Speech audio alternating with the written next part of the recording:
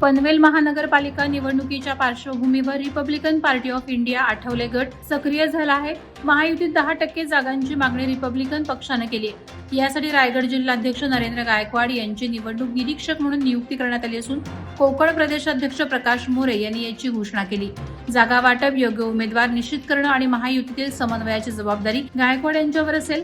केंद्रीय राज्यमंत्री डॉक्टर रामदास आठवले यांच्या मार्गदर्शनाखाली पक्ष पूर्ण ताकदीने निवडणुकीत उतरणार असल्याचंही नरेंद्र गायकवाड यांनी सांगितलं आहे। या पनवेल विधानसभा मतदारसंघाचे विद्यमान आमदार आदरणीय आपले दादा प्रशांतजी ठाकूर साहेब हे देखील या ठिकाणी प्रभारी म्हणून काम पाहत आहेत। तर हे तिन्ही जे नेते मंडळी आहेत भारतीय जनता पार्टीची यांच्यासोबत आमची प्राथमिक चर्चा झालेली आहे।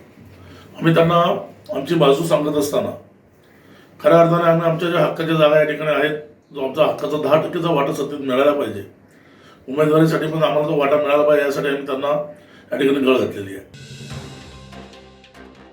पेठ बाजार समिती परिसरात असलेल्या स्टार ट्रेडिंग कंपनीच्या बारदान गोडाऊनला मंगळवारी दुपारी सुमारे 1:30 वाजण्याच्या सुमारास अचानक आग लागली। आगीमुळे परिसरात धुराचे लोट पसरल्याने काही काळ घबराटीचं वातावरण निर्माण झालं।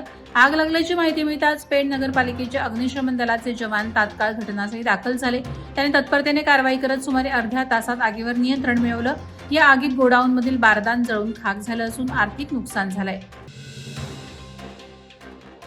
नवी मुंबईत 30 ते 40 वर्षांहून अधिक जुन्या सोसायट्यांमध्ये मोठ्या प्रमाणावर पुनर्विकास प्रकल्प राबवले जात आहेत। याच पार्श्वभूमीवर नेरूळ पूर्व सेक्टर 11 येथील सायलेंट व्हॅली कोऑपरेटिव्ह हाऊसिंग सोसायटीतही पुनर्विकास प्रकल्प प्रस्तावित आहे। मात्र या प्रकल्पाबाबत सोसायटीच्या कमिटीने सर्व रहिवाशांना विश्वासात न घेता निर्णय घेतल्याचा आरोप रहिवाशांनी केलाय। या संदर्भात आज सोसायटीतील रहिवाशांनी पत्रकार परिषद घेऊन आपली भूमिका मांडली।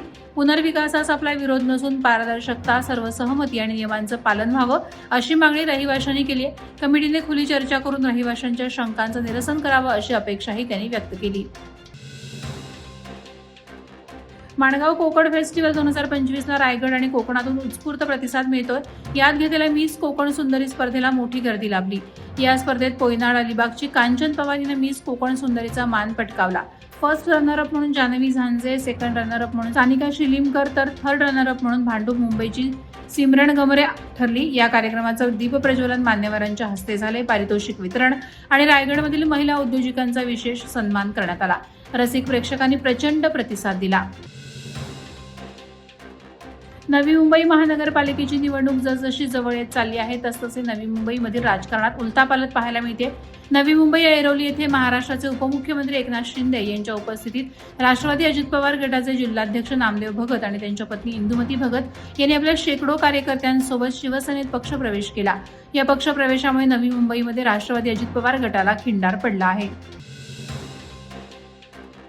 पंचशील 5 नैतिक नियमाने जीवन सुंदर जगता येतं। प्राणी हत्या न करणं, चोरी न करणं, लैंगिक गैरवर्तन न करणं, खोटे न बोलणं आणि मादक पदार्थांचं सेवन न करणं हे जीवनात आचरणात आणल्यास जीवन सुंदर जगता येतं। हे नियम व्यक्तीला नैतिक आणि शांत जीवन जगण्यासाठी मार्गदर्शन करतात, असं आंतरराष्ट्रीय भिक्खू ज्ञानज्योती महाथेरो यांनी सांगितलं। भीमा कोरेगाव येथे विजय दिन साजरा करण्यासाठी देशातून पायी धम्म यात्रा काढली असून यात्रेचे चौकमध्ये भीमशक्ती नवतरुण मित्र मंडळ आणि रमाबाई महिला मंडळानं वाजत गाजत स्वागत केले।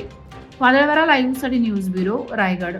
नवी मुंबई व रायगड जिल्ह्यातील ताज्या बातम्या आणि घडामोडींसाठी सबस्क्राईब करा वादळवारा लाईव्ह चॅनल आणि दाबा बेल आयकॉन।